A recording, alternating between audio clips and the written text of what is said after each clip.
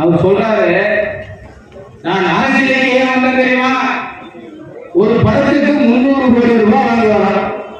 ஒரு படத்துக்கு 300 கோடி ரூபாய் வாங்குறவரு அரசியலுக்கு வந்தார். என்ன மதுரைக்கு வந்தார் அரசியல்? யார் வர சொன்னது? யார் வர சொன்னது? தமிழ்நாட்டில் பக்தா சொல்லுவார், ராஜாஜி இருந்தார், காமராஜர் இருந்தார், பேரறிஞர் அண்ணா இருந்தார், தந்தை பெரியார் இருந்தார், எம்ஜிஆர் இருந்தார், கலைஞர் இருந்தார், ஜெயலலிதா இருந்தார். தமிழ்நாட்டை காப்பாற்றி தமிழ்நாட்டை மேலும் திட்டங்கள் எல்லாம் கொண்டு வந்துட்டாங்க.